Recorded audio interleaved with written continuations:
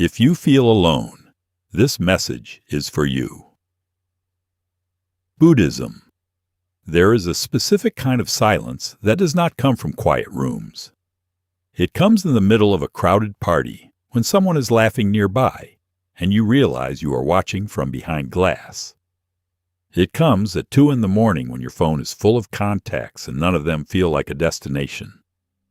It comes on a Tuesday that looks like every other Tuesday, when the coffee is warm and the world is moving, and something inside you whispers, "No one really knows, I am here." That silence has a name, and it is not the absence of people. It is the feeling of being unseen inside the presence of others. It is the gap between the face you carry into the world and the one that looks back at you from a mirror when no one is watching. It is the specific ache of being human in a century that promised connection and delivered noise. If you have felt that, even once, even briefly, then this is for you. Not as a comfort, not as a performance of empathy, but as a truth that Buddhism has been holding for 2,500 years, waiting for a moment like this, for someone like you, who is exhausted enough to finally stop running from what the silence is trying to say. Share this with someone who carries this weight alone, and stay with this channel, because what comes next is not what you expect. The city has a way of manufacturing loneliness at scale. It builds towers that hold thousands of people separated by 6 inches of concrete and the polite agreement never to knock. It fills subways with bodies pressed so close you can feel the warmth of a stranger's breath and yet never learn their name.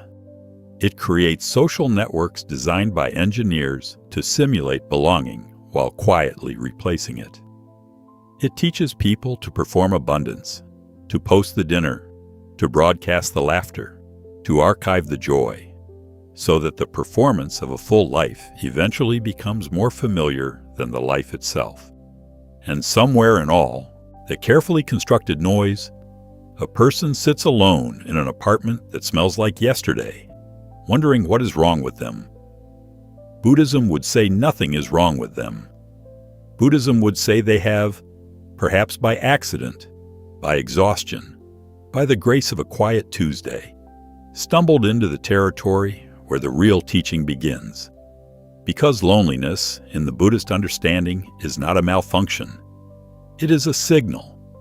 It is the soul's way of telling you that you have been mistaking proximity for connection, followers for friendship, performance for presence. It is the moment the mask gets heavy. It is the body's refusal to keep pretending that busy is the same as alive. The common enemy is not solitude. The common enemy is the story we tell about solitude. The story that says something is broken in you because you feel alone. The story that says the others have figured out a secret you were not given. The story that says the fullness you are seeking lives somewhere outside this moment, outside this body, outside this ordinary breath that rises and falls without applause. That story is the wound, and that story can be untangled. In the 6th century before the Common Era, a young man sat under a tree at the edge of a river and refused to move until he understood what was making everyone suffer. He was not poor. He had known palaces, feasts, the silk of every luxury. He had a wife who loved him, a child, a kingdom that would have been his. And he gave all of it up, not because he was cold, but because he had seen, in a single day, the architecture of human pain. An old man bent by time, a sick man shaking at the roadside, a corpse being carried through the city while people moved around it as if death were a minor inconvenience, and a monk, serene, walking through all of it with something in his eyes that the young man had never seen before. Not happiness exactly, something quieter and more durable. The look of someone who had stopped fighting the river and learned to swim. The young man who sat under that tree and became the Buddha was not looking for enlightenment as a concept. He was looking for the cure to a very specific kind of suffering. The suffering of being awake in a world where everything precious turns to dust. The suffering of loving what you cannot keep. The suffering of being a self in a universe that does not particularly organize itself around selves. He sat there until he found the answer. And the answer was not what anyone expected. It was not a God who fixes things. It was not a doctrine to recite. It was not an escape from suffering. It was, instead, an instruction in how to meet suffering so completely, so honestly, with such open hands, that it could no longer hold you prisoner. The teaching that emerged from under that tree was called the Dharma, and at its center, like a bone at the center of every body, was this recognition. The root of suffering is the desperate, unconscious, endless grasping for a self that is solid, permanent, separate, and under control. The root of loneliness, Buddhism would say, is exactly that grasping. Here is what is actually happening when you feel alone. Not the story of it, the mechanics. The mind is creating a character called you. It is drawing a circle around a collection of thoughts, memories, sensations, preferences, fears, and desires, and saying, "This is the inside. Everything else is the outside." The inside needs to be protected, validated, seen, loved. The outside must be managed so it does not threaten the inside. This circle is not a wall you built consciously. It was built by evolution, by language, by the 10,000 small transactions of childhood in which you learned that you were a person among persons, a subject among subjects, a self who had better perform well enough to be kept. That circle is the ego. And the ego, for all its usefulness in navigating the practical world, has a fundamental design flaw. It creates the very separation it then aches to dissolve. The feeling of loneliness is the ego experiencing the consequences of its own architecture. It built a wall to protect the self, and now the self is trapped inside the wall, pressing its palms against the stone, wondering why it cannot reach anyone. And the solution the ego proposes is always more ego, more performance, more achievement, more followers, more validation. Build a bigger, more impressive self, and surely it will finally be enough to be loved. Surely if the self becomes famous enough, successful enough, interesting enough, the separation will end. But the separation does not end, it deepens. Because every strategy designed to be seen requires the continuation of the self that needs to be seen. And every moment you spend performing connection is a moment not spent experiencing it. This is not a modern problem. This is the oldest problem. This is what the Buddha was pointing at from under his tree. There is a teaching in the Pali Canon, the oldest record of the Buddha's words that is so direct it can feel like a slap. It is called the parable of the arrow. A man is struck by a poisoned arrow. He falls. His friends rush to help him. But before they can remove the arrow, the man stops them. He says, "I will not allow this arrow to be pulled out until I know who shot it. What was his name? What family he came from? Whether he was tall or short? Whether the bow was made of wood or bamboo? What kind of feathers were used to make the arrow fly true?"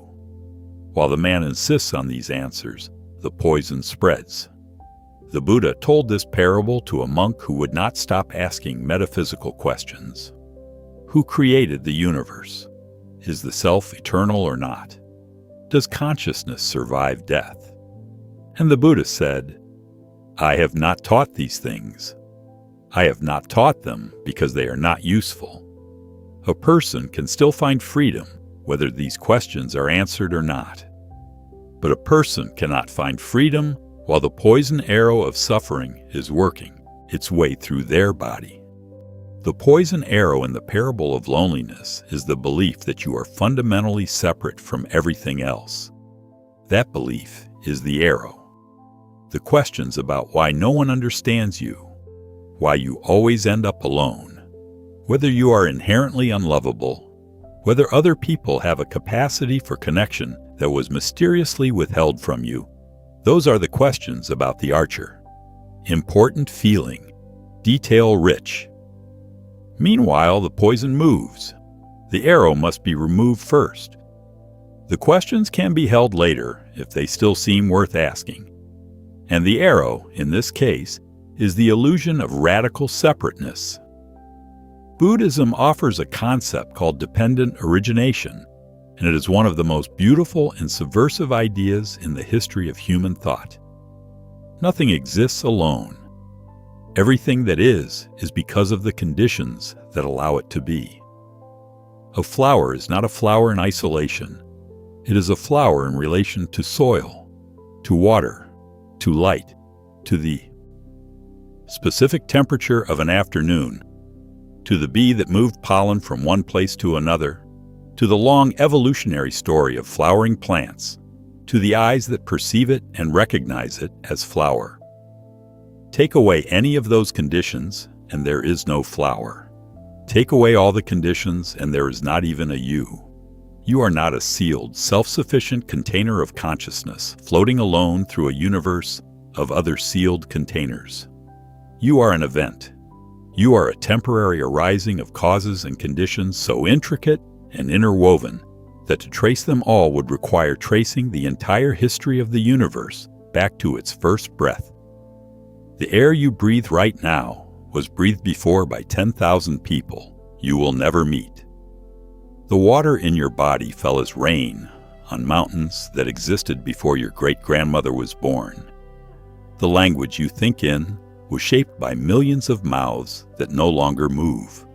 The neurons firing in your brain right now are firing in patterns influenced by every conversation you have ever had, every book, every kindness, every wound. You are, in the deepest sense, made of other people. You are not separate. You have never been separate. Separation is the story. The reality is a seamless web of interdependence so complete that the word alone loses its footing the moment you look at it directly. This is not poetry. This is, as close as language can get, the actual structure of things. And if it is true, then the loneliness is a case of mistaken identity. You are lonely the way a wave might feel lonely if it forgot it was the ocean. But this needs to be said carefully because the idea can be misused. To say that separation is an illusion is not to say that pain is not real. It is not to say that grief over lost connection is something to be dismissed with a wave of a philosophical hand. It is not to say that you should stop wanting love, that your hunger for genuine intimacy is an ego problem to be solved, that the spiritual path requires you to become an island of serene indifference. The Buddhist path is not about becoming cold. The masters who understood impermanence and interdependence most deeply were not the ones who cared least. They were the ones who cared most freely, who could love without the desperation of ownership, who could be with another person fully because they were not simultaneously managing a carefully constructed self in their presence. The goal is not to stop feeling alone by stopping feeling. The goal is to understand what loneliness is made of so that it stops having the power to convince you that you are fundamentally broken, fundamentally unlovable, fundamentally cut off from the rest of existence. The goal is to meet your loneliness the way a good doctor meets a wound, not with panic, not with denial, with curiosity, with steadiness, with the knowledge that understanding what caused this is the first step toward healing it. There is a monk who lived in the mountains of Japan whose name was Ryokan, and his life was, by any external measure, a catalogue of solitude. He had no students, no monastery. He lived in a small hut at the foot of a mountain and spent his days writing poetry, playing with the children of the nearby village, and walking in a way that people who saw him said was like watching someone who had nowhere to be and had made peace with all of it. He was, it seems, profoundly happy. Not the happiness of someone who has gotten what they wanted. The happiness of someone who has stopped wanting things to be different from what they are. He wrote a poem once, translated in many ways, but the heart of it is something like this. The wind brings fallen leaves enough to make a fire. The village children do not know that I am here, and yet here I am. And here the fire is, and that is the whole of the day. Ryokan was not performing peace. He had no audience. He had found, in genuine solitude, something that most people spend their entire lives searching for in crowds, the experience of being fully present to one's own existence without the mediating layer of how others perceive it. That experience is not available to anyone while they are performing. It is available to anyone who stops, even for 3 breaths, even in the middle of a city, even on a Tuesday that looks like every other Tuesday. Now the practical. Because teachings that do not touch the ground are decorations, and you did not come here for decorations. The first practice is one of the oldest in the Buddhist tradition, and it sounds so simple that most modern people dismiss it and then return to it years later, like a prodigal child returning home, recognizing what was always there. It is called just sitting, not meditation as a performance of spirituality, not the version that requires a mat and incense and a specific face. Sitting down wherever you are right now and allowing the experience of this moment to exist without trying to change it, escape it, explain it, or post about it. If there is loneliness, let the loneliness be here. Name it quietly without drama. There is loneliness. Not I am lonely, which makes you the loneliness.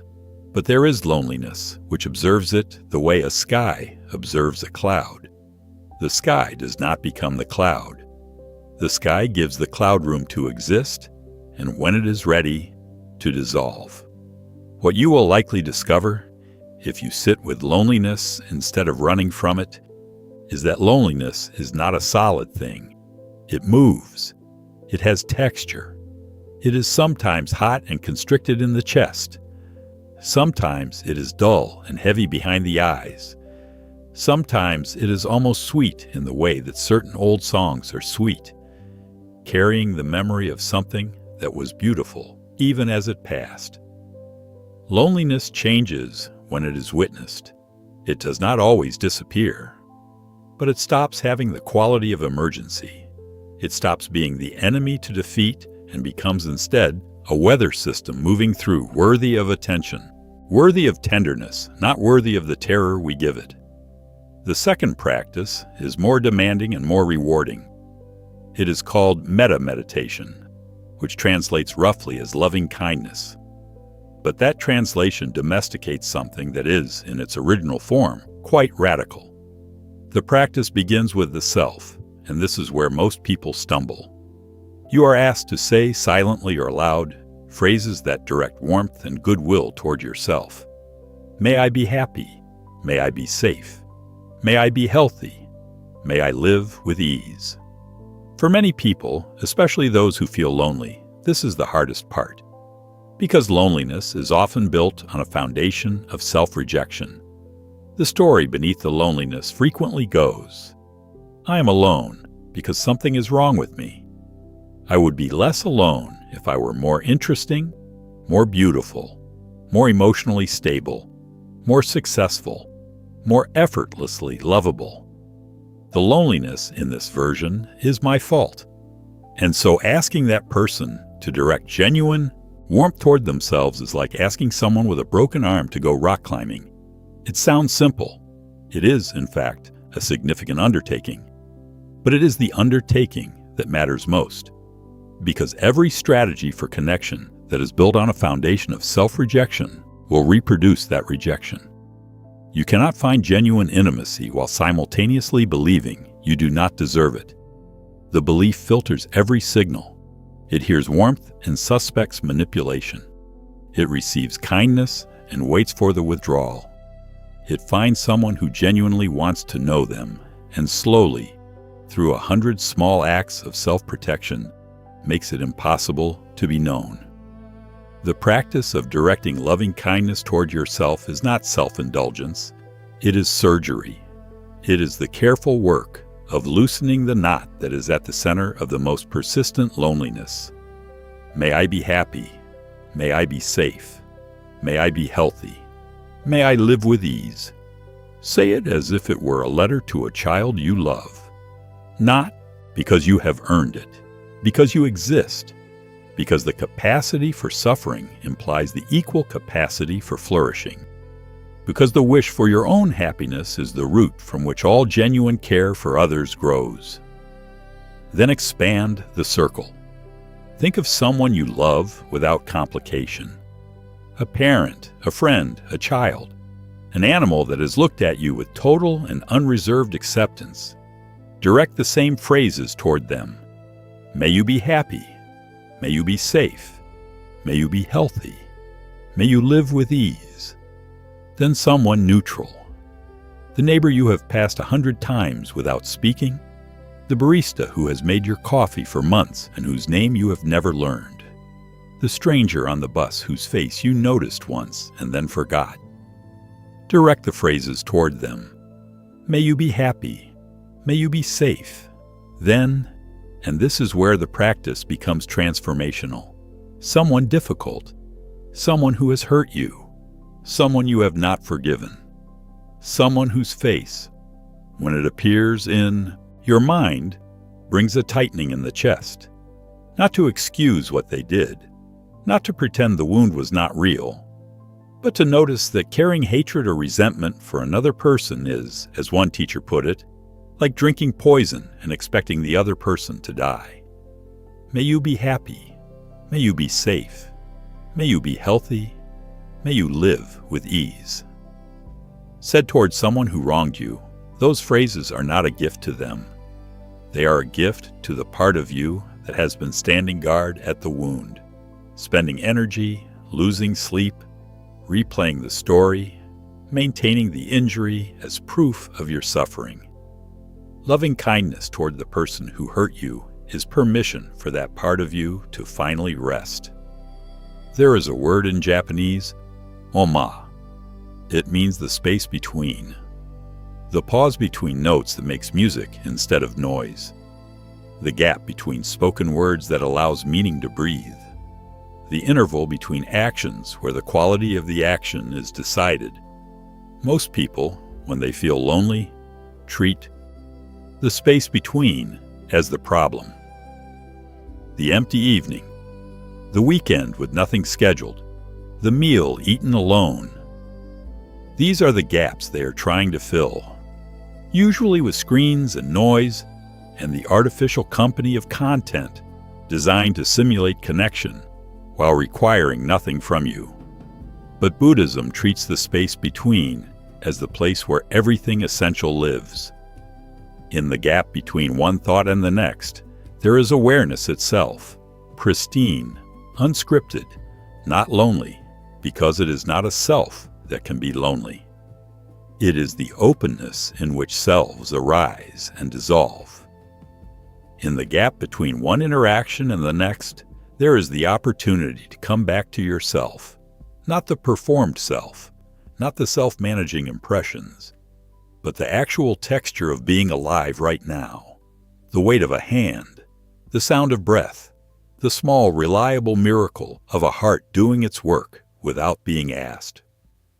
Loneliness lives in the story told about the gap. Silence lives in the gap itself. These are not the same thing. They require different responses. One response is to reach for the phone, to fill the space, to prevent the silence from saying what it is trying to say. The other response is to sit down and listen. A woman in 4th century China named Liu Chao was known in her village as someone who talked incessantly, filled every space with commentary and advice and observation, never stopped, never rested, and was nonetheless surrounded by a specific kind of loneliness that everyone who knew her could see, even if she could not. One day, teacher arrived in the village. He sat in silence for long enough that people came just to be near the quality of that silence. Liu Chao came too, and for the first time in as long as she could remember, she stopped talking. She sat in that silence for what she later described as a few minutes, though people who were there said it was close to an hour. When she finally spoke, she asked the teacher, "How do you live in silence when there is so much that needs to be said?" The teacher answered, "What is it that you are afraid silence will tell you?" She could not answer. Not because there was no answer, but because the answer was so obvious and so terrifying that it could not be said out loud. Not yet. She came back every day for a week. Each day she said a little less. Each day the silence felt a little less like falling and a little more like ground. On the 7th day, she said to the teacher, "I have been afraid that if I stop talking, no one will know I am here." And the teacher said, "And who is it exactly that you need to know?" The Buddhist concept of anatta, or no self, is perhaps the most misunderstood idea in the entire tradition. It does not mean that you do not exist. It does not mean that your feelings are unreal, your relationships are meaningless, your life is an empty performance with no stakes. These interpretations miss the teaching entirely and produce a kind of cold, dissociative spirituality that is, ironically, more isolated than the loneliness it claims to resolve. What anatta actually points to is subtler and more liberating. It points to the fact that what you call the self is not a thing, but a process, not a noun, but a verb, not a container, but a flow. And flows are, by their nature, always in relationship with what they are flowing through. You are not a solid island of selfhood in a sea of others. You are more like a song being sung. The song is real. The music is real. The notes matter. But there is no song without air, without an instrument, without the listener, without the tradition of songs that came before and taught this one how to move. The self that is lonely is the self that has mistaken itself for the song and forgotten that it is the singing. The self that believes it exists in isolation. The self that is trying to maintain its solid separate existence while simultaneously longing for the dissolution of separation. And the instruction is not to destroy the self. It is to hold it lightly, to stop gripping the song so tightly that your knuckles go white and you cannot hear the music. If you share a city with 8 million people and feel alone, you are not failing at being human. You are experiencing one of the most documented phenomena in the psychology of modern life. Researchers who study loneliness, and there are many of them now because the numbers have become alarming, consistently find that the presence of people does not protect against loneliness. That social media use correlates more strongly with loneliness than with connection. That the average person in a contemporary urban environment has fewer people they can call at 2 a.m. than their grandparents did, despite being by any measurable count more socially connected. The paradox of our moment is that we have never been more accessible to each other and never more inaccessible. The technology that promised to dissolve distance has, with impressive efficiency, created new forms of it, forms that are harder to name because they hide inside the vocabulary of connection. Followers, friends, likes, notifications, all of it designed to create the neurological sensation of belonging while slowly replacing its substance. What does belonging actually feel like? Not in the abstract, in the body. It feels like being in the presence of someone who is not, at any point in the conversation, calculating how they appear to you. Someone who is not managing their self-presentation. Someone for whom your well-being is a genuine concern and not a transaction.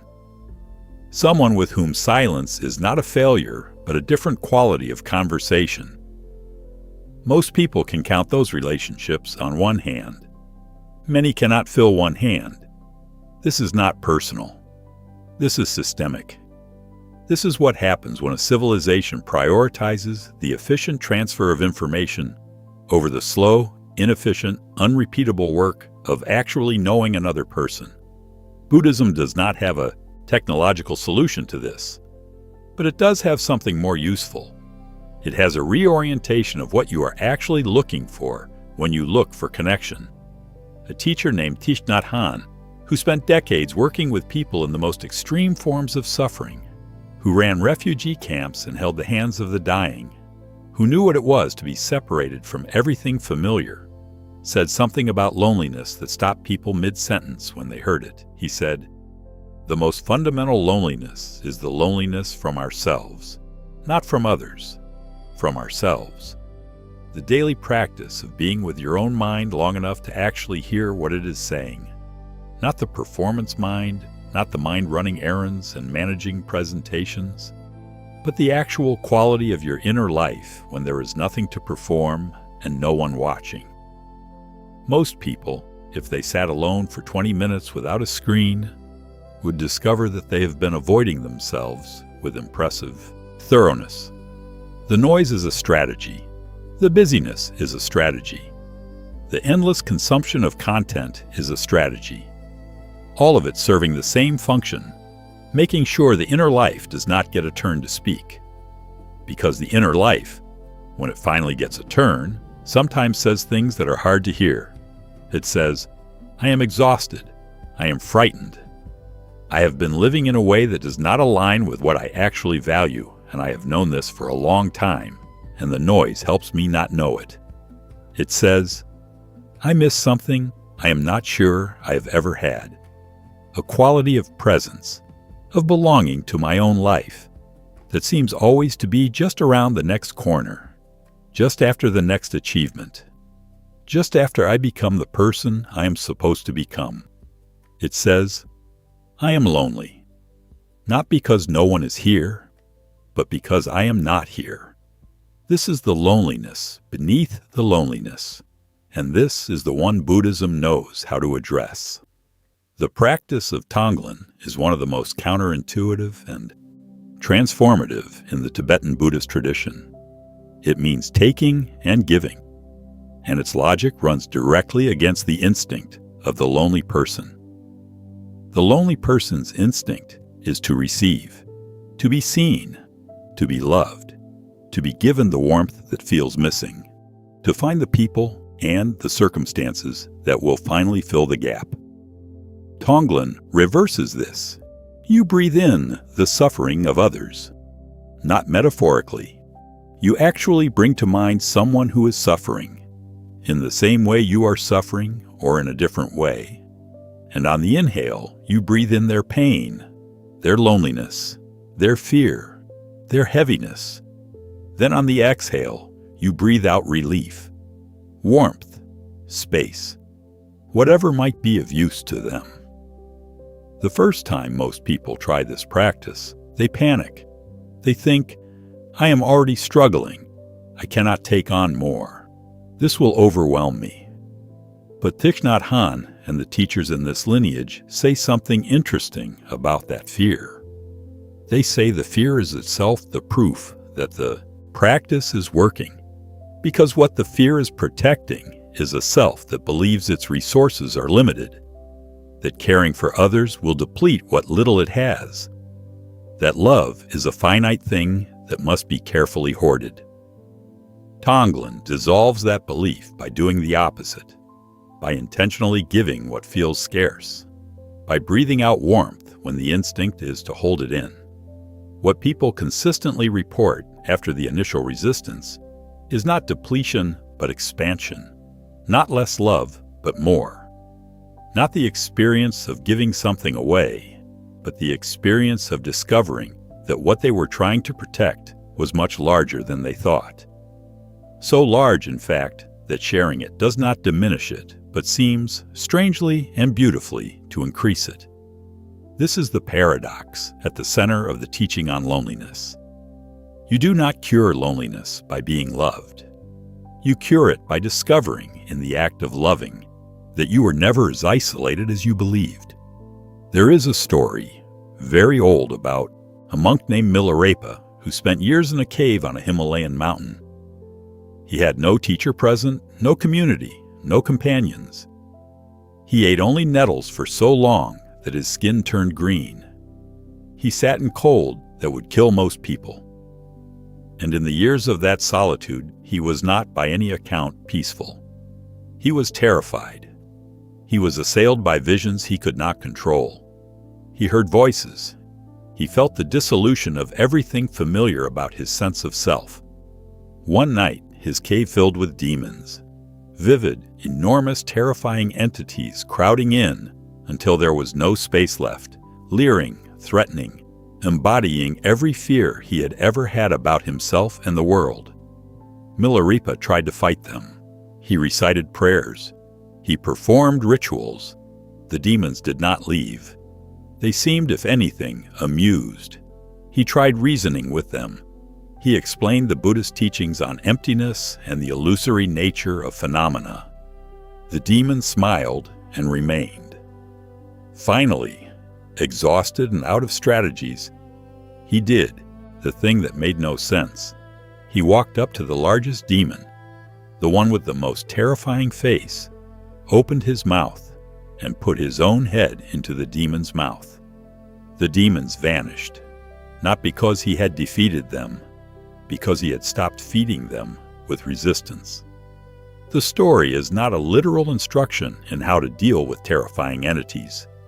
It is a map for the relationship with any internal experience that frightens us, including loneliness, including the voice that says you are fundamentally unlovable, including the silence that feels like proof of your insignificance. The instruction is not to fight it, not to explain it away, not to perform your way past it.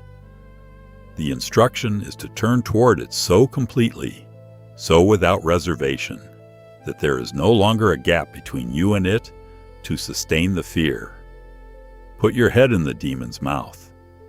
Let us talk about what genuine connection actually requires, because the conversation about loneliness cannot stop at the internal without addressing the external. The inner work matters. But humans are social creatures, and the hunger for genuine intimacy is not a dysfunction to be transcended. It is a biological and spiritual reality that deserves to be taken seriously. The Buddhist teacher Pema Chodron says that genuine connection requires being willing to be wrong about yourself. This is not obvious. It takes a moment to unfold. Most people approach intimacy as a performance of their best version. They show the curated self, the composed self, the self that has everything together, or the self that has the right kind of not-togetherness, the charming, tellable version of struggle. Genuine intimacy requires something else. It requires allowing another person to see you in a moment when you are not performing your best version. A moment of real confusion. A moment of genuine fear. A moment when the story you tell about yourself does not hold and you do not know what to put in its place. That moment is terrifying because it requires trusting that what is seen in the unguarded moment will still be acceptable, that you are not at your core, too much or not enough, or the wrong kind of person. That trust does not come from the other person alone. It comes, first, from having practiced something like it internally, from having sat with yourself in moments of confusion and not run, from having extended to your own disarray the kind of patient, curious attention you would extend to a confused child. The inner work of sitting with your own loneliness is not a replacement for human connection. It is the preparation for it, because the person who has never learned to be with themselves will bring to every relationship the same desperate urgency, the same need to be seen and approved and validated that makes genuine intimacy almost impossible. The urgency is too loud. the other person is not experienced as a person, but as a source of supply. The person who has learned to be with themselves can afford to be curious about the other, can listen without waiting for their turn to perform, can allow silence to be part of the conversation rather than a failure of it, can let the relationship be imperfect, evolving, sometimes difficult, rather than demanding that it perform the function of filling every internal gap. The Buddha gave a teaching called Kalama Sutra, sometimes called the Charter of Free Inquiry, in which he told a group of people something unusual for a religious teacher. He told them not to believe anything simply because it was tradition, not because it was in a scripture, not because their teacher said so, not because it sounded impressive or made them feel good, not even because he himself said it. He told them to investigate experience directly, to look at what actually produces suffering and what actually produces flourishing, to trust the evidence of careful, honest attention over any external authority. This is not, as it might seem, an individualist manifesto. It is something more subtle. It is an invitation to take your own experience seriously, to treat the contents of your own mind as worth examining, to stop outsourcing the work of understanding your life to other people's frameworks. And in the context of loneliness, this invitation is crucial, because the story about your loneliness, the one that says it is proof of your brokenness, is not something you discovered through careful observation of your own experience. It is a story you absorbed from a culture that tells you that the lonely person is the failed person, that the person without a crowd is a person who did not try hard enough, that love is something earned by presenting the right version of yourself. You have been applying someone else's framework to your own experience and wondering why it keeps hurting. The Buddha would say, look again, without the framework. What is actually here? What is actually in the experience of loneliness when you sit with it and look directly at it without the story that it means something catastrophic about you? There is a sensation in the body. There is a quality of stillness that has something both painful and clean about it. There is a hunger for something. When you look at that hunger closely, it is not exactly the hunger to be surrounded by people. It is the hunger to be known, to be met, to be real to someone in a way that goes deeper than performance. And the instruction that comes from watching that hunger, honestly, is not, do more networking. It is not, optimize your social media presence. It is something quieter and more exacting. It is, become more real to yourself first. Become the kind of person who knows what they actually value, what actually brings them alive, what they are actually afraid of. Not the performance version, the actual version, the one that exists in the silence between thoughts. Because that person, the actual one, is findable by others. The performed one is a wall that others encounter and cannot reach past. There is a practice from the Zen tradition called just this. When you are washing dishes, just wash dishes. When you are walking, just walk. When you are eating, just eat. When you are alone, just be alone. Not alone and also performing aloneness. Not alone and also managing the story of aloneness. Not alone and planning what to do about aloneness. Just alone. The practice of just this is a radical reduction of the layers of commentary the mind piles on top of direct experience. When you are just washing dishes, there is warm water and the weight of a cup and the sound of water and the smell of soap. There is no loneliness in just washing dishes, because loneliness is a story and stories require a storyteller. And when you are truly just washing dishes, the storyteller has, for a moment, stepped back. This does not mean becoming a zombie.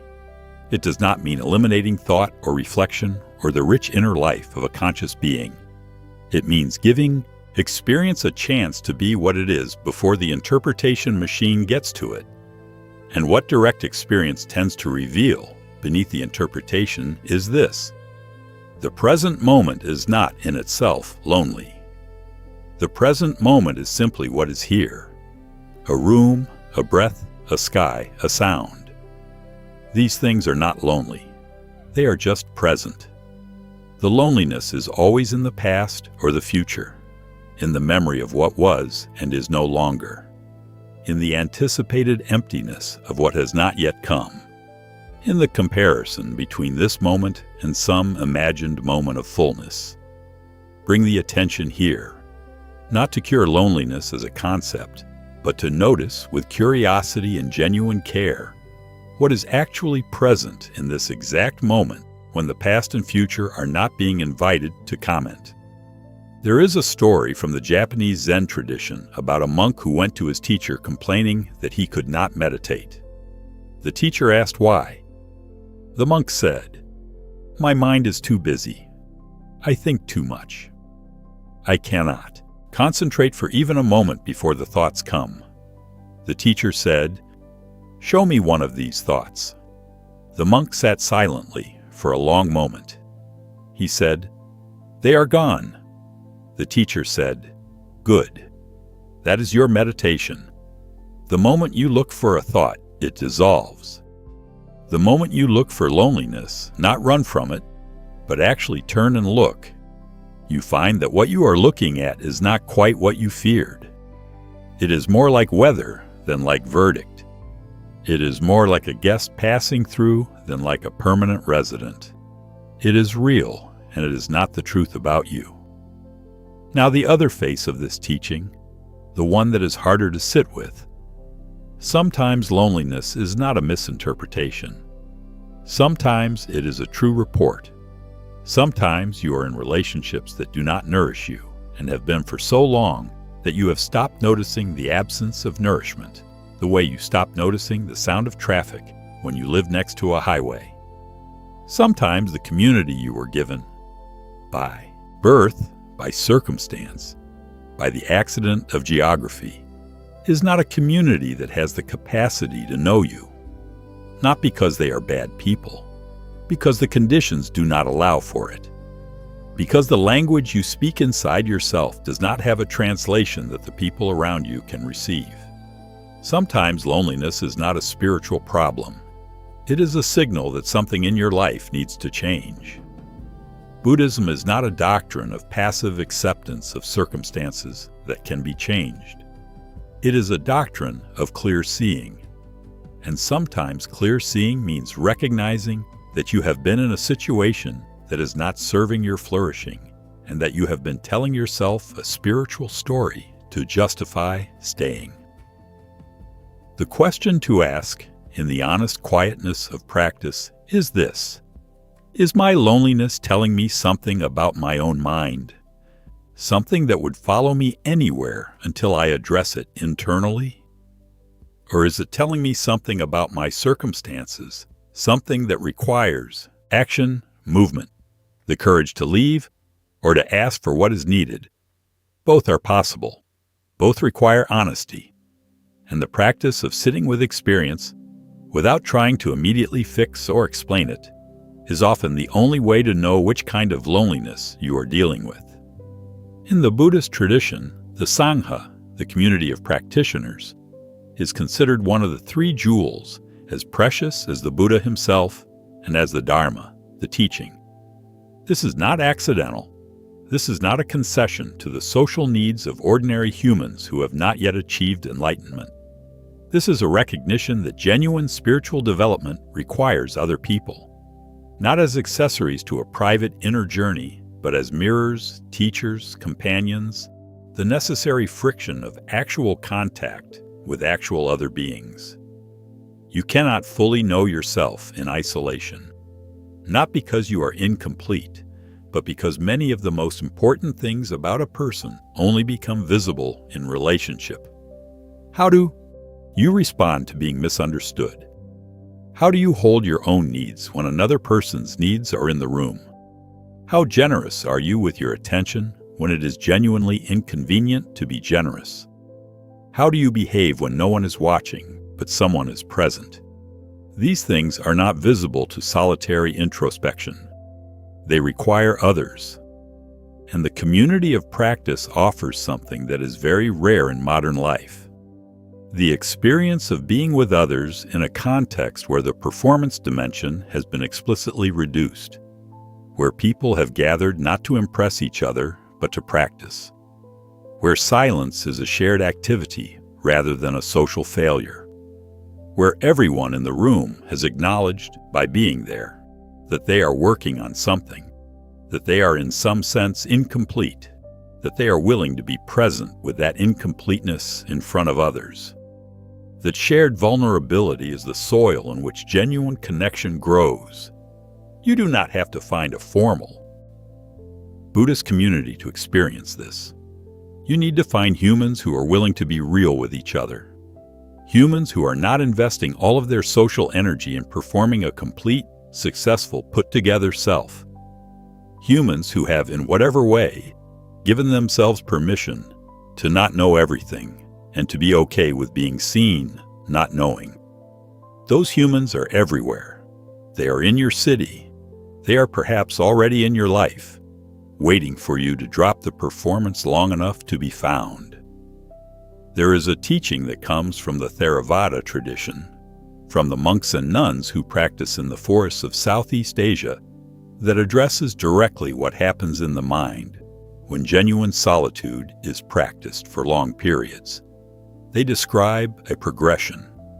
First, there is the initial confrontation with the noise in the mind. All the commentary, all the planning, all the rehearsing of conversations, all the management of the self-image. This noise becomes very loud before it quiets, because it is no longer being drowned out by external stimulation. People at this stage often want to run. The noise is uncomfortable. It feels like proof that something is wrong. Second, there is the gradual thinning of the noise, not its elimination, but its reduction. Thoughts still come, but they are recognized more quickly as thoughts and less often mistaken for reality.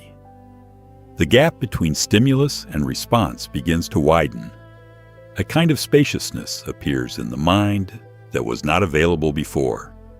Third, and this is the teaching that matters most for loneliness, something arises in that spaciousness that the monks describe in various ways, as warmth, as completeness, as the sense of being accompanied without any companion being present, not the imagined companionship of fantasy. Something more like the recognition that awareness itself, the bare fact of being conscious, has a quality of aliveness and presence that is, in some way, that resists easy description, not lonely. They are not claiming that this experience makes human relationships unnecessary. They are pointing to something beneath the level at which loneliness operates, a ground of being that is, prior to the question of self and other, simply here and warm and awake. Most people touch this briefly in certain moments. The unexpected beauty of a particular sky, a piece of music that opens something, a moment of laughter that becomes, somehow, larger than the joke that prompted it. A second, in the middle of an ordinary walk, where everything seems to be exactly what it is, and that is somehow more than enough. These moments are not accidents. They are glimpses of something that practice makes more available. And what is glimpsed in them is this. Beneath the loneliness, beneath the need for validation, beneath the social construction of the self and the story about what the self needs, there is something that has never actually been lonely, that something is not easily named.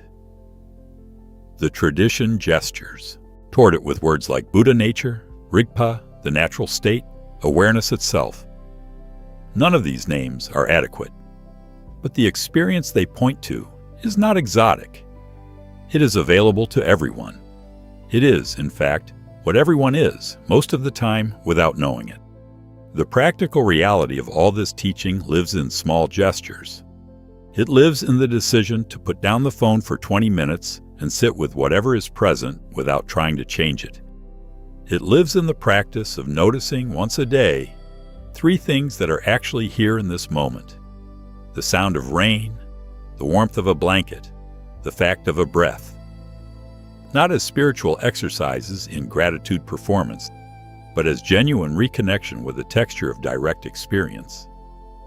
It lives in the act of making eye contact with the person who brings your coffee, and saying their name if you know it, saying something that is not a transaction, being, for 1 full minute, actually present with another human being who is also actually present in the same room.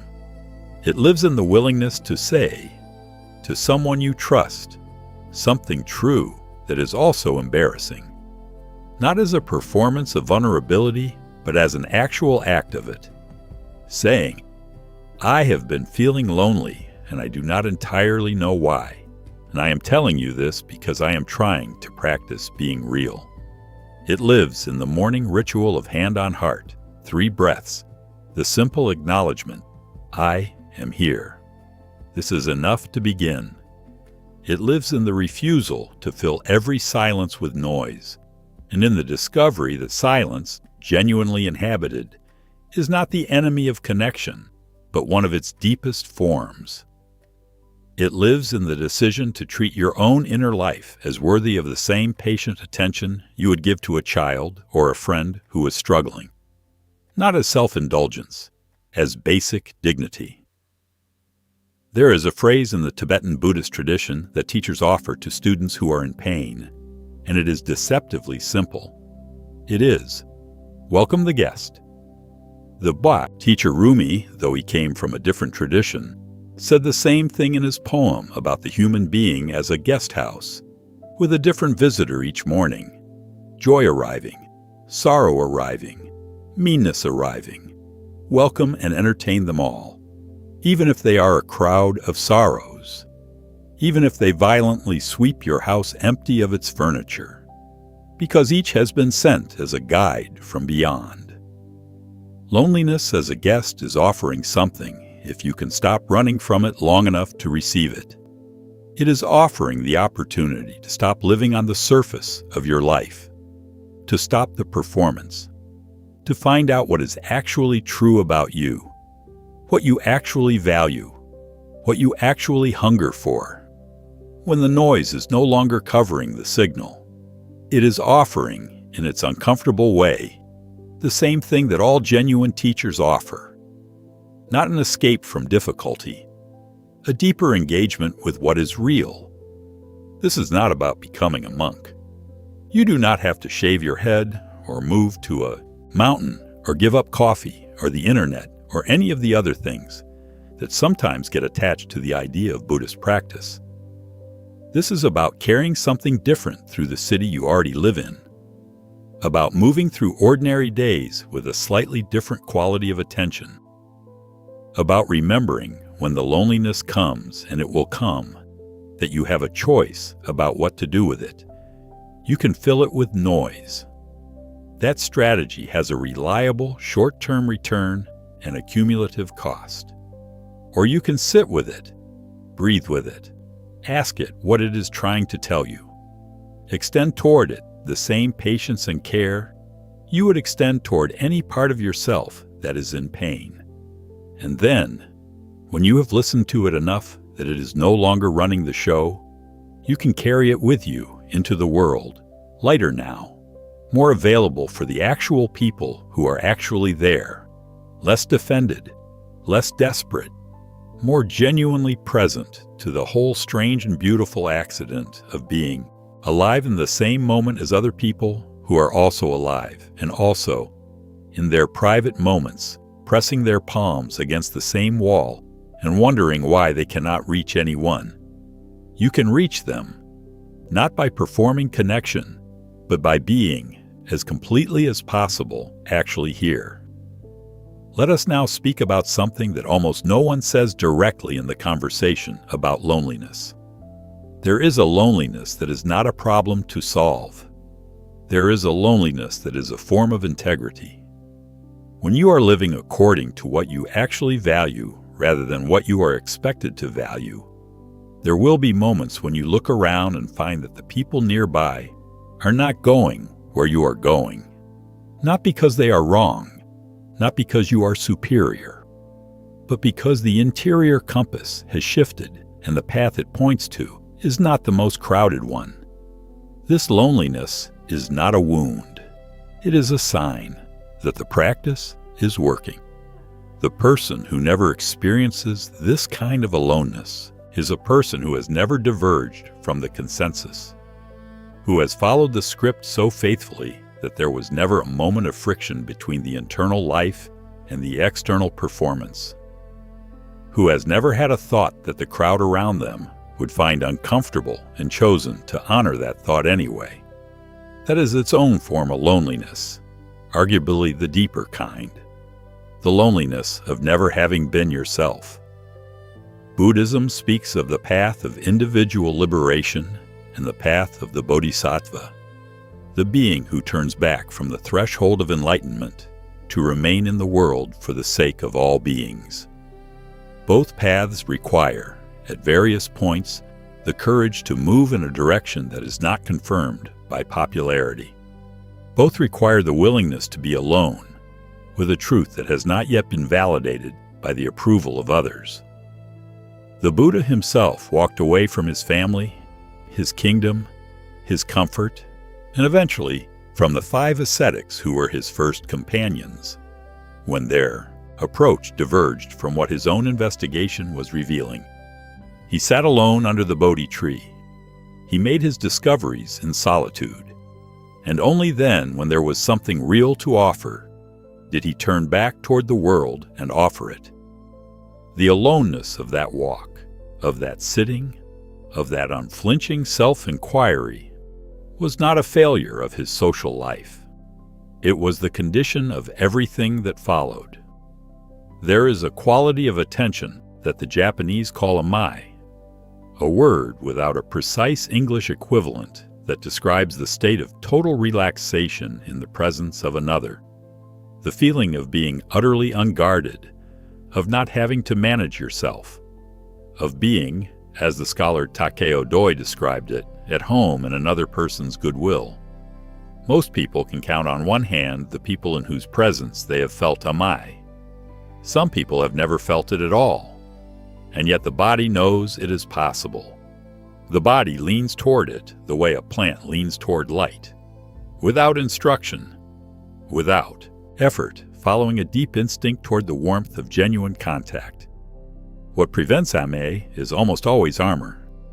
The carefully maintained armor of a self that has learned, through accumulated experience, that unguarded presence is not safe, that showing your actual face invites rejection or exploitation, or the specific cruelty of someone using your openness against you.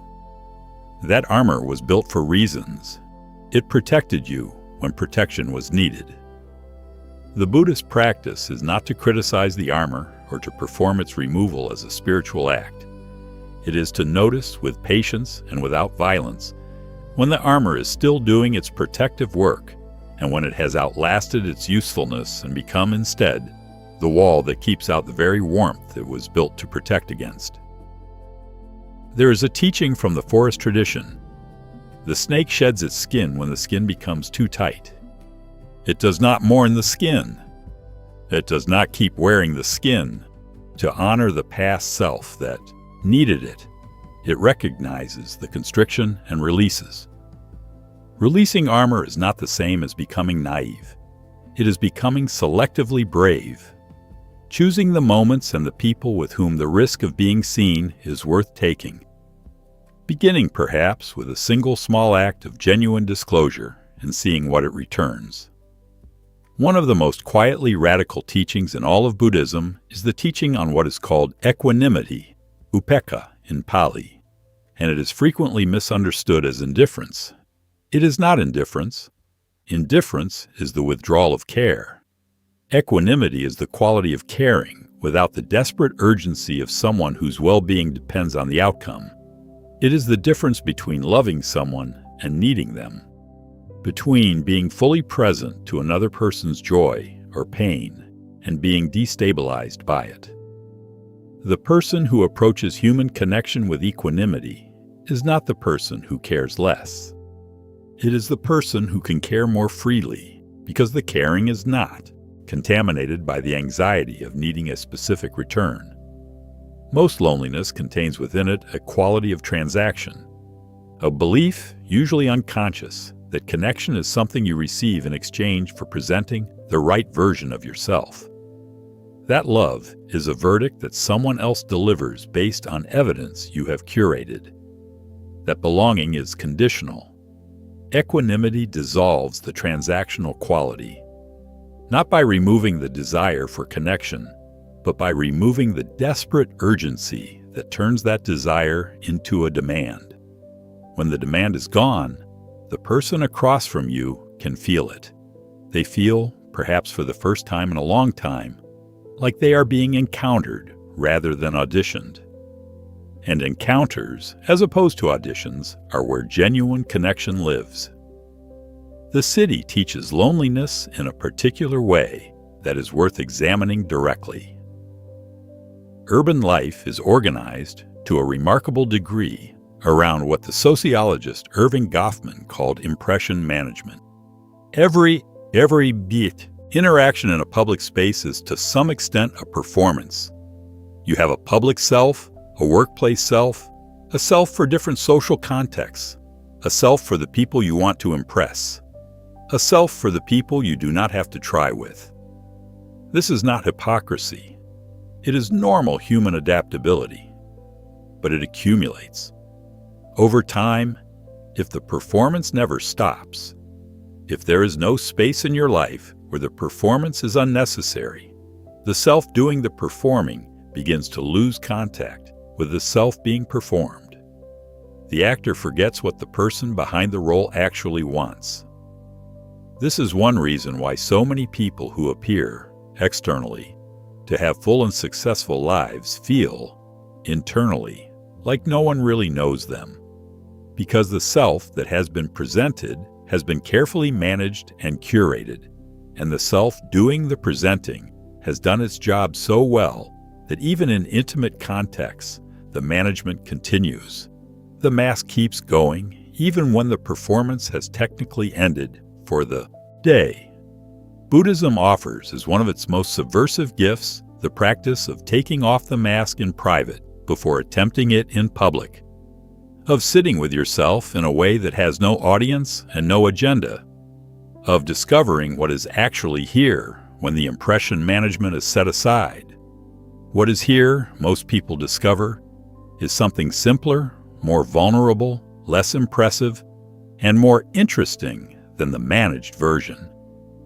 That thing, the unglamorous, uncertain, genuinely alive thing, is what other people can actually meet. You cannot meet a performance. You can only observe it and applaud or withdraw. A woman who had practiced meditation for many years was asked by a student what had surprised her most about the practice.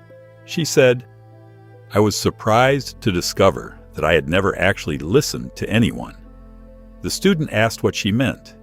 She said, "I thought I was listening. I made eye contact. I nodded at appropriate moments. I could repeat back what people said, but I was not actually inside the other person's experience. I was always watching from behind a glass, monitoring how I appeared, thinking about what I would say next, categorizing what they were saying into how it related to me. I was present in body but not in contact. And then, after some years of sitting with my own mind and learning to watch thoughts without immediately acting on them, I was in a conversation with my sister, and something shifted. I was suddenly inside what she was saying instead of looking at it from outside. I felt it. It was ordinary words about a difficult week at work, and it was more real to me than most of the so-called deep conversations I'd been having my whole life. That shift, from observing to experiencing another person's reality, from performing listening to actually listening, is one of the most reliable effects of long-term mindfulness practice. And it is, incidentally, one of the most powerful antidotes to loneliness in both directions. The person who is genuinely listened to feels less alone, and the person who genuinely listens discovers, in the act, that the other person is not as separate from them as they thought, that the feelings and fears and confusions inside the other person are, with minor variations, familiar, recognizable, kin. Let us speak about grief, because loneliness and grief are, in many cases, the same terrain entered from different doors. Much of the loneliness that people carry is not the absence of love currently. It is the memory of love that ended, a relationship that closed, a friendship that faded, a parent who was not able to be what was needed, a version of yourself that you have left behind and sometimes miss, a sense of home that you have not been able to relocate. Buddhism takes grief seriously, more seriously in some ways than the cultures that surround it. The teaching on impermanence is not a cold philosophical statement designed to prevent grief. It is a preparation for grief. It is the honest acknowledgement that everything you love will change, and the invitation to love it fully anyway, precisely because it will not stay. Kisa Gotami's story is not a story about how grief is an illusion. It is a story about how grief, when it is not isolated, when it finds its place in the larger human story, becomes something other than a prison. It becomes a thread connecting you to everyone who has ever loved and lost. It becomes, in the deepest sense, a form of belonging. The Zen teacher Shunryu Suzuki said, "In the beginner's mind, there are many possibilities. In the expert's mind, there are few." Grief, though it does not feel this way from inside it, is a beginner's mind. It is the place where everything you thought you knew about yourself and your life has been swept away, and what remains is raw and uncertain and, strangely, open. People who have grieved deeply and been accompanied in it often report that something shifted in them that they would not trade back, even if they could. Not the loss, which they would reverse immediately, but the change in themselves that the loss required. The way it made certain things seem less important and other things completely essential. The way it removed a certain kind of pretension. The way it put them, involuntarily and irrevocably, in contact with the fact that they are alive, and that this is not a permanent condition.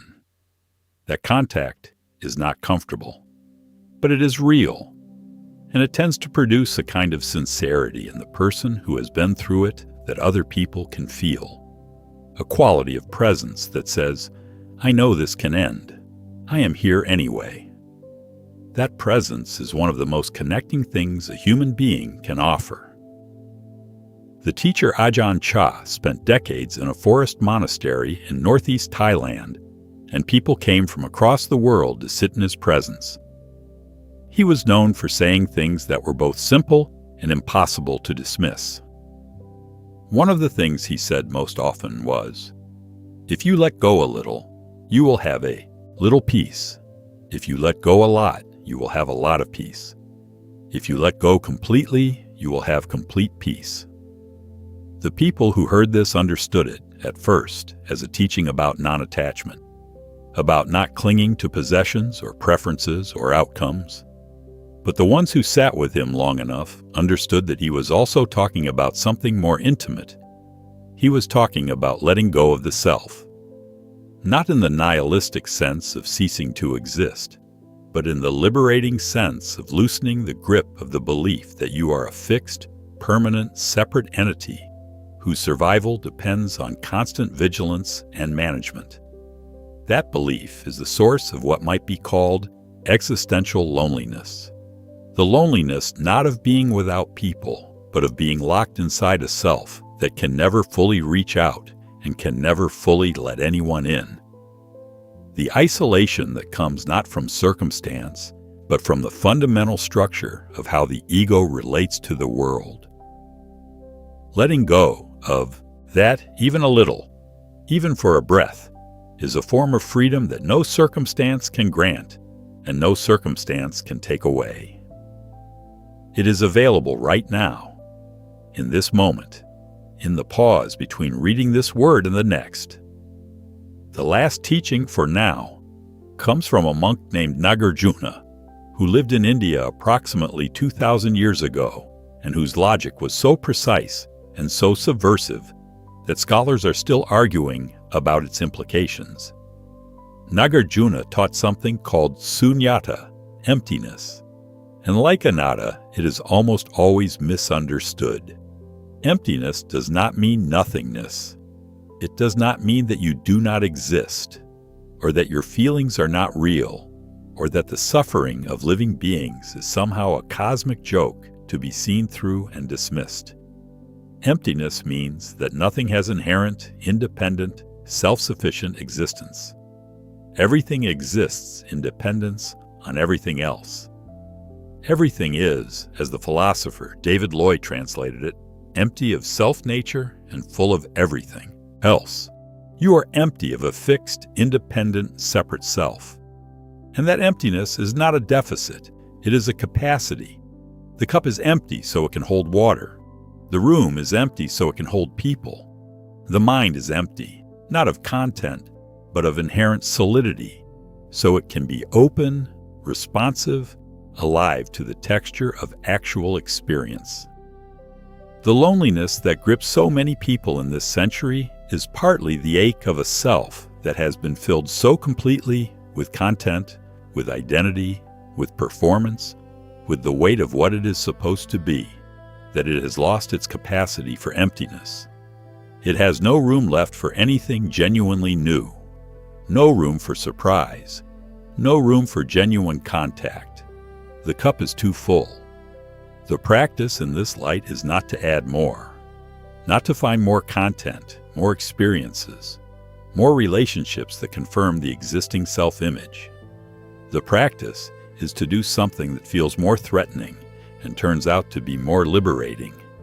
Empty a little, not by losing yourself, by loosening the grip on the story of yourself long enough to discover what is here when the story is not running. What is here is awareness, warm, open, alive, curious, not lonely because not enclosed, not a prison because not solid, not an island because not, in the deepest sense, separate from the ocean. That discovery, made in a flash, or built slowly over years of practice, is what Buddhism has been trying to say. In different languages, in different centuries, with different stories and different techniques, since a young man sat under a tree and refused to look away from the truth. You are not alone, not because someone is always available to comfort you, because at the level where aloneness would need to be real, you are not and have never been a separate thing.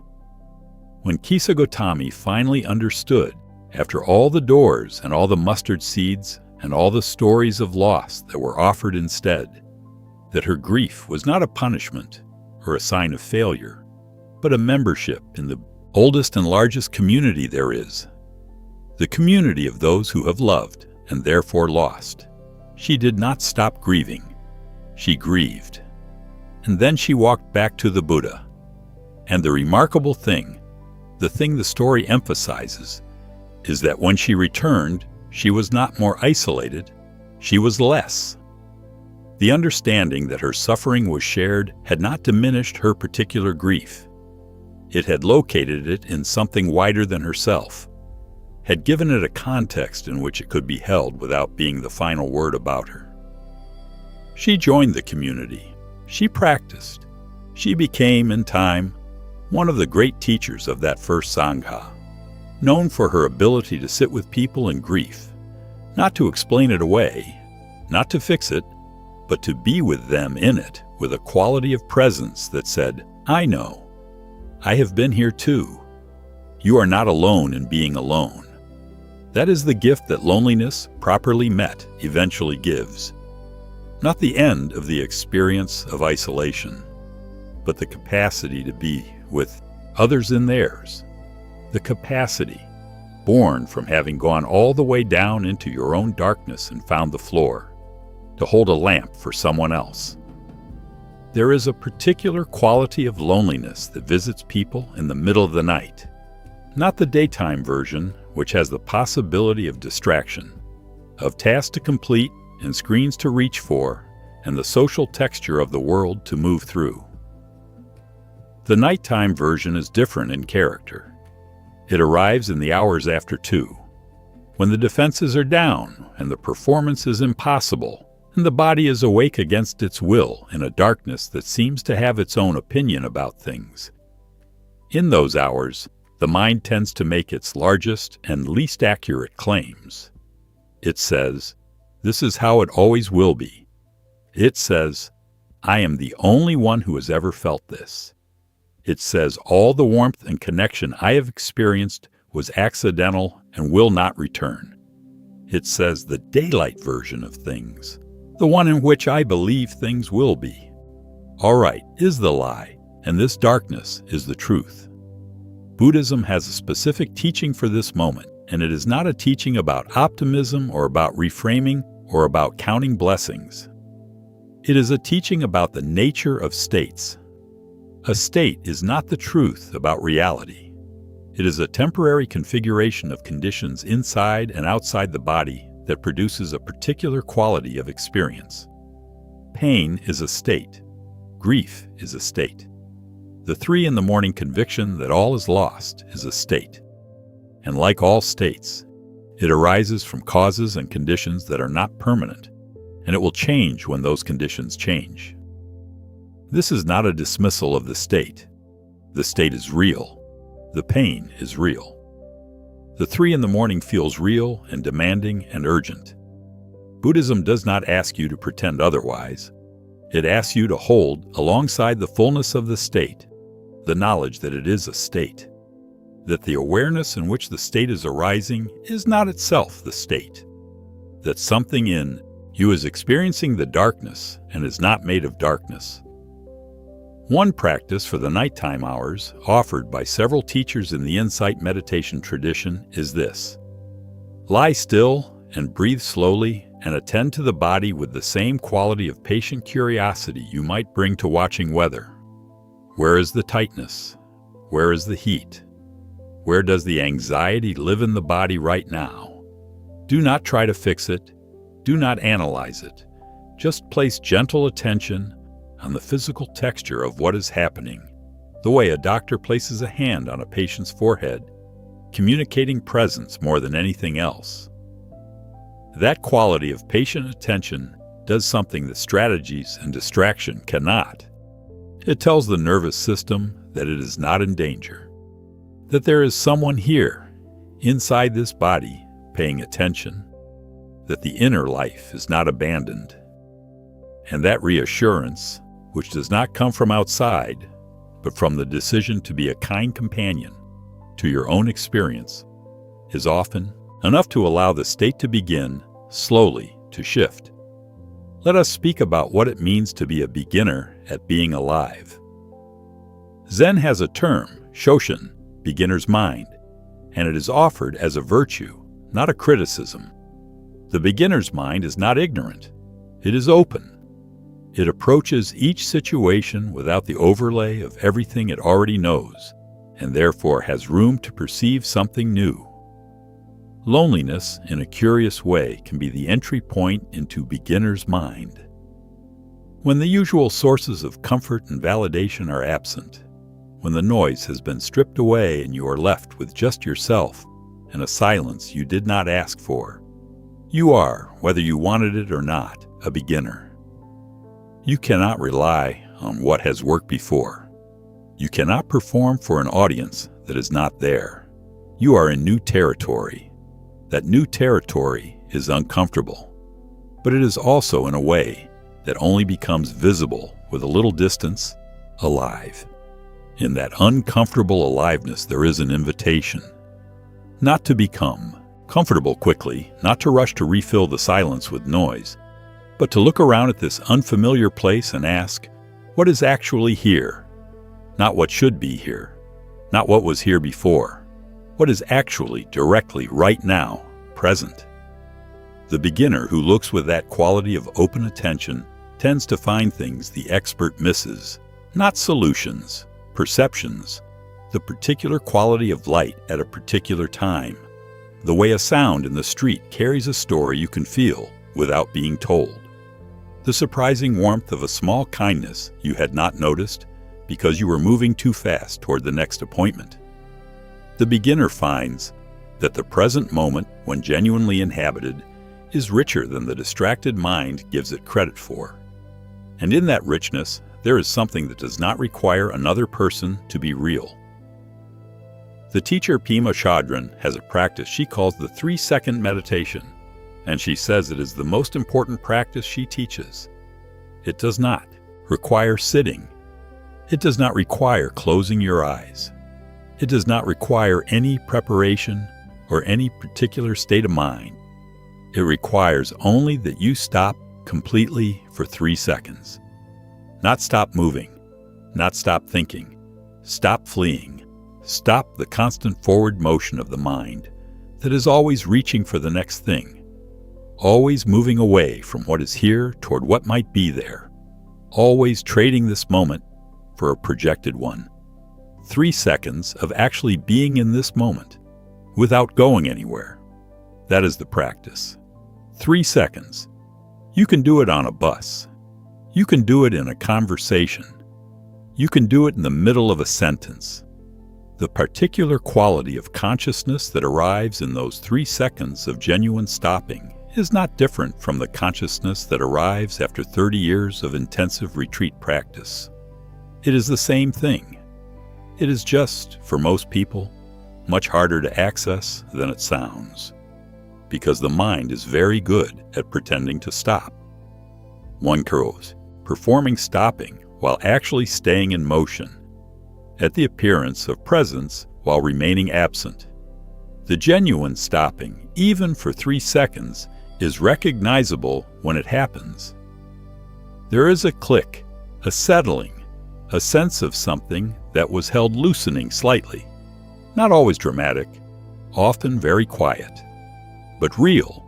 In those 3 seconds, you are not alone in the way you were alone before, because you are actually here, and being actually here, even alone, has a quality of aliveness that the word alone does not capture. There is a way that the spiritual teachings on connection and non-separation can be co-opted by the loneliness itself, and it is worth naming directly. The mind that is very lonely sometimes uses the idea of interdependence as a consolation that does not require action. It says, I understand intellectually that I am connected to everything. I understand the teachings. I can describe the doctrine. And so, perhaps the actual work of building real relationships, the risky, inefficient, often disappointing work of actually trying to be known by actual people in actual life, can be bypassed in favor of the philosophical version. This is a trap that the tradition knows well. The Buddhist teachings on interconnection and non-self are not intended to replace human relationship. They are intended to change the quality of human relationship, to free it from the desperation and the transactions and the armor, so that genuine encounter becomes possible.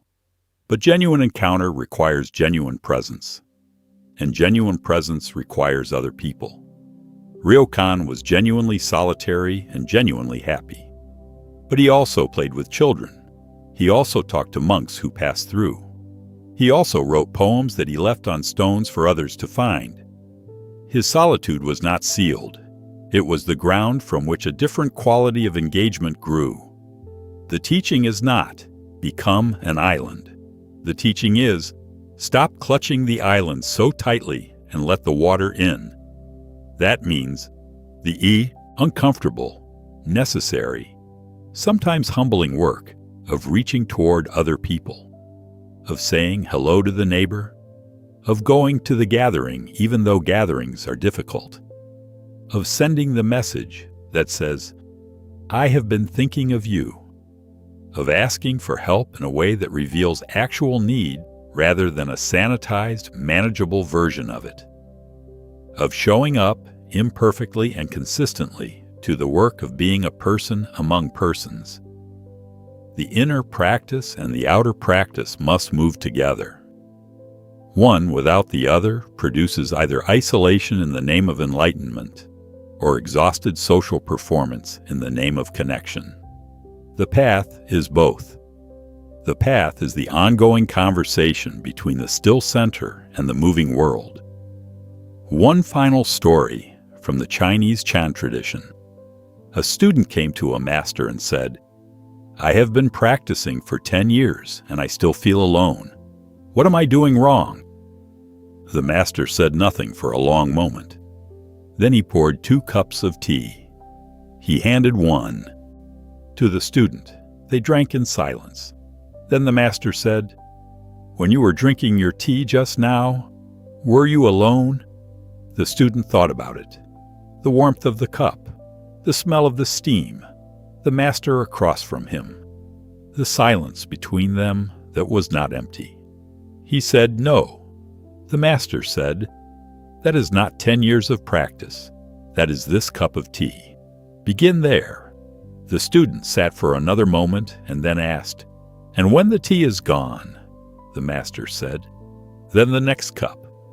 The student asked, "And when there are no more cups?" The master looked at him steadily and smiled. He said, "You are already holding more than you know how to drink. The city is already teaching you everything you need to know. Every crowd that passes you and leaves you untouched is a teaching in impermanence. Every face that looks through you is an invitation to look more carefully at your own looking. Every silence that opens up between meetings and messages and noise is a gap through which the real questions can enter if you let them. The lamp has been lit for you tonight, or this morning, or whatever this moment is for you." A teaching entered the room of your attention and said something that landed somewhere specific. Some place that was not just intellectual, some place that recognized itself. That recognition is the signal. It means the teaching is not abstract for you. It is alive in you. It is pointing to something that is already present, already waiting, already doing its slow, patient work beneath the noise of the performance. And here is what the tradition asks you to do with that recognition. Not frame it and hang it on the wall. Not perform it for others as proof of how spiritually aware you are. Not file it away as interesting and return to the previous rhythm. Act on it, even once, even poorly, even in a way that feels inadequate to the size of what you have glimpsed. Call someone you have been meaning to call. Not to say something perfect, just to say, "I have been thinking of you and I wanted you to know." Sit down, alone, and breathe for 5 minutes without filling the space. Let whatever is there be there. Do not interpret it immediately. Just let it breathe. Write one true thing, not for anyone, not to share, just to let the truth of your own experience exist in written form for a moment, witnessed by the one person who cannot look away. Walk without a destination for 20 minutes. Notice 3 things you have never noticed before, on a street you have walked 100 times. Notice that the world contains more than your attention has been giving it credit for. These small gestures are the beginning of the path, not the path itself. The path is long and it spirals, and you will return to familiar places from different heights. But the beginning is available right now. It is always available right now. And the beginning, as the Master said about the cup of tea, is always exactly this. Begin here. There is a prayer, if prayer is the right word from the Tibetan tradition that is offered as a dedication at the end of practice sessions. It goes, in rough translation, "By the merit of this practice, may all beings be happy. May all beings be free from suffering. May all beings know the joy that does not depend on conditions. May all beings rest in equanimity." You do not have to be a Buddhist to feel the weight of that wish. You do not have to believe in merit or in formal practice or in the specific metaphysics of any tradition. You only have to let the wish be genuine. To actually want for a moment, for all beings, including the difficult ones, including the strangers, including yourself, to be well. When you hold that wish, something shifts in the body. The posture of a person who genuinely wants others to be well is different from the posture of a person locked in the story of their own isolation. Something opens, something that was contracted loosens, very slightly enough. The world does not transform in response to. Well-being of all beings is. In that well-being of all beings is, in that moment, connected, not by circumstance, by orientation, by the direction in which the heart is pointing. That is enough to begin. That will always be enough to begin. It means the teaching is not abstract for you. It is alive in you. It is pointing to something that is already present, already waiting, already doing its slow, patient work beneath the noise of the performance. You are not as alone as you have been told. Not as alone as the story says. Not as alone as the silence, misinterpreted, sometimes seems. You are, in the deepest sense available to language, made of connection, built from it, sustained by it, returning to it with every breath you take and every breath you release. The loneliness is real, and beneath the loneliness, something else is real too, something that has been here all along, quiet and steady and waiting with the patience of a mountain, waiting for the moment when you stop running from the silence and find out what the silence actually contains. It contains you, and you, in the deepest and most accurate version of what you are, have never been alone. Share this teaching with the one who is sitting with their phone in a full room, feeling invisible.